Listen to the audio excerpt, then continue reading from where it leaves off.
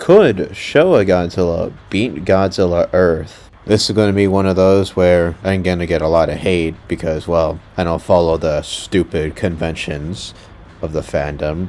But this one should probably be a bit more accepted than the Heisei one because I like Showa less. So let's get into it. Which version of Showa Godzilla will we be using?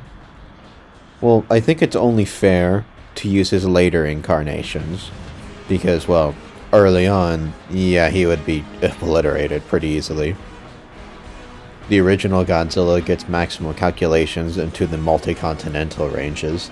That's pretty good, but compared to Godzilla Earth, who even in his young days stayed able to shatter stars, yeah, it's not a close fight there, even at 50 meters. We're going to be using the Godzilla from the 1970s, and then a bonus round with Destroy All Monsters. So how strong are each of our combatants? As I covered in my fairly recent Godzilla Earth video, Godzilla Earth and his strongest produced a blast of atomic breath that can blow up an entire black hole. This black hole calculates into the kilofoe, and obviously Godzilla Earth has to be strong enough to overcome that gravitational energy with just his atomic breath. This places him into a decent amount of solar system level, which of course backscales to his durability, because Earth's atomic breath forms from his energy shield. As for his speed, he's able to battle against Gigan, Batra, Mothra, and King Ghidorah, who are able to catch his atomic breath, which is a particle beam. This makes him at least relativistic to faster than the speed of light. Of course though, his travel speed is still abysmal, so I don't want to see any comments about that. Now what about Showa? As we covered on this channel previously, as to use him for upscaling Showa and via his own videos, Showa Godzilla is pretty powerful. To go over just a few feats, which stated that Ghidorah was able to survive a supernova, which is of course at least large star to solar system level. Mechagodzilla was built in the third planet of the black hole, the black hole being composed of hundreds of giant stars compressed into a tiny mass, making this black hole at least solar system level as well. Seeing as Mechagodzilla was built in a planet being actively consumed by this black hole, his durability would have to scale to the black hole's output. If we want to go earlier into the timeline, then facing off against King Ghidorah generates a lot of very impressive things. For one, State of Ghidorah is unkillable even in these early days in space. This is despite the fact that there are alien civilizations with bombs that can literally blow up large planets with such force that it would yield large star level energies. The aforementioned building of Mechagodzilla in a black hole also means that the UFOs in some of these instances can survive such attacks. And yet, Ghidorah is known to have caused the extinction of half the entire universe, and be a force of terror that few can match. Even on the Earth, he outmuscled any of the Kaiju, but Godzilla was still able to put up a decent fight against him even by himself. Then, Godzilla continues to power up, train, and adapt over time. Between the first Mechagodzilla movie and the second, the robot was powered up over 5 times. Despite this, Godzilla had, if anything, an easier time dealing with the mech, and that's when the mech was helped by Titanosaurus, whereas the first time, he needed help from King Caesar to just take on the mech the first time. So that means in the span of at most a year, Showa Godzilla powered up by over 5 times. If not even sooner, Mechagodzilla was able to take its own attack back at it 10 times over, as stated by King Caesar's energy eyes. And yet, Godzilla had grown so quickly via his lightning power-up, he could rip apart the mech with his bare hands. I think we can comfortably say that at least late Showa Godzilla is at least solar system level.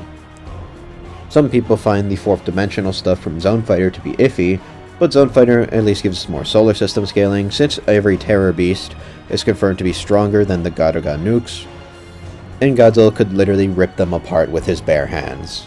And in fact, we can use Gigan as another measuring stick in Zone Fighter, because while Gigan was an incredibly dangerous foe for Godzilla in 1972, by the time of vs. Megalon, Godzilla considered him weak, and by the time of Zone Fighter, he could beat him to death with just his tail. No breath needed. This shows that Showa Godzilla gets incredibly powerful incredibly quickly. So by the end of the Showa era, he should at least be dozens, if not hundreds, of times solar system level, easily. But what about speed? Showa is one of the quicker Godzillas on foot, with his confirmed travel speed, via flying with his atomic breath, being stated to be Mach 1. Now this is shown to be quite slow compared to his movement speed though. In the same movie against Hedorah, he's able to catch Hedorah multiple times, with just physicals. So first off, the atomic breath, even in its literal earliest debut, was stated to be a beam of incandescent light. This beam of radiation is consistently stated to be about the speed of light. On top of this, Godzilla is able to block Hedorah's confirmed laser beam with his bare hands, which should be at least a relativistic feat. Mechagodzilla also shoots beams of light, which Godzilla's beam could clash with Mechagodzilla and King Caesar able to consistently dodge these attacks, and Godzilla able to tag them in hand-to-hand combat. In fact, he starts blitzing Mechagodzilla in their second battle, showing that Godzilla is definitely faster than light. But we can go even higher than that. Gigan and King Ghidorah show the ability to travel across entire nebulae that are 30,000 light years away from Earth in mere minutes. This calculates to an incredible millions of times the speed of light. And in fact, the high ends can get it up to the billions. Now you may say, well, this only applies to their speed in space. This is important because Godzilla is able to tag Gigan in his flight.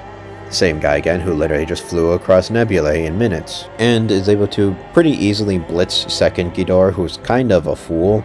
And since he can box Zone Fighter in hand-to-hand, who can again fight second Ghidorah pretty easily, even while weakened, this should mean that Godzilla would be in the massively faster than light speed ranges. So, he has a great speed advantage, even if we say that their power is not too dissimilar. Although, I would favor Showa Godzilla in raw power. I think it's time to talk about Showa's abilities first, since he's the one that tends to have those cartoonishly overpowered showings. So Godzilla Earth boasts a good number of abilities. He can negate your healing, he has a 30 to 300 kilometer beam attack, he generates EMPs. Whenever he uses his beam, he's got good regeneration, energy absorption, and adaptation. But with all that listed, what can poor little Showa do? I mean, sure, he's pretty strong, but how can he possibly kill a thing with a shield and a big beam and all? Since, you know, this fandom's still stuck in the Stone Age regarding character matchups. I'd say he has a pretty good shot. Not only is Showa Godzilla, at least late Showa, very intelligent, he's also pretty good at deducing an enemy's weaknesses. So when the shield goes down for those brief intervals, he can take advantage of his absurd speed advantage and start poking around for weaknesses. Since he is a good bit stronger than Godzilla Earth in terms of raw power, there's actually a pretty good chance he'll find the dorsal plate weakness. After destroying the dorsal plates, he'll actually be able to access Earth's internal organ that generates all of his energy. If that's damaged or destroyed, and not allowed to heal, then he may be able to actually get the kill. This wouldn't be too dissimilar to when he fought Hedorah, and he started to overwhelm the smog monster using both his own atomic breath and the human contraption. Or when he was facing off against Mechagodzilla, who was actually stronger than him and had a number of ranged weapons, as well as a shield of his own. But unlike Earth, MG's shield also does damage back. It's pretty easy to see that Earth just kinda gets ragdolled, and Showa starts to destroy him bit by bit. Earth can regenerate, and while Showa can't necessarily stop that, he can start overwhelming Earth's regeneration. With this lower end scaling, Showa should win a pretty hard fight, especially with Earth starting to adapt and absorb his own energy. But if we want to go with high end stuff, and since we could push back some of that solar system scaling all the way back to Ghidorah the three-headed monster, we can get a lot of power-ups and statements on just how much stronger Showa Godzilla got. So while the feats themselves may be solar system level, surprisingly, he would actually be near galaxy level by the end of the series. But you know, since of course you guys seem to have some problems trusting me when talking about classic Godzillas, I'm gonna pass you off to somebody who's a bit more popular to talk about how, even at the higher ends, this clearly isn't a fair fight.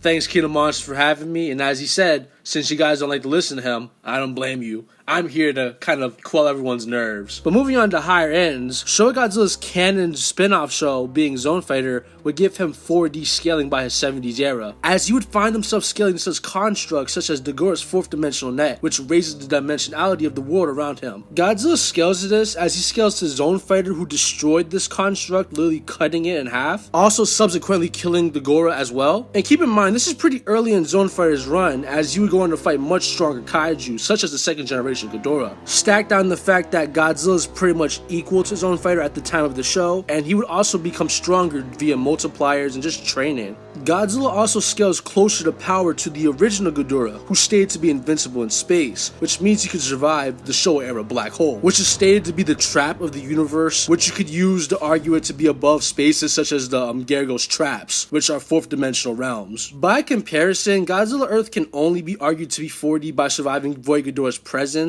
and super gravity, but even then, it's made pretty clear that he was getting eaten alive, he was a chew toy. Overall, I think it would be pretty disingenuous to scale Godzilla Earth to Void Ghidorah, as they mention a lot of times in the film how Ghidorah's dimensionality is just higher than Earth or anything in the known universe pretty much. And Godzilla Earth only began to scale to Void Ghidorah once he had to abide by the laws of the third dimension, where he would subsequently only destroy an avatar of Void Ghidorah, and he also destroyed his black holes, but I mean, they're already eroding already. So overall, even using high-end scaling, Showa Godzilla scales much higher and would be more comparable to something like Void Ghidorah than even Godzilla Earth would be, to be honest.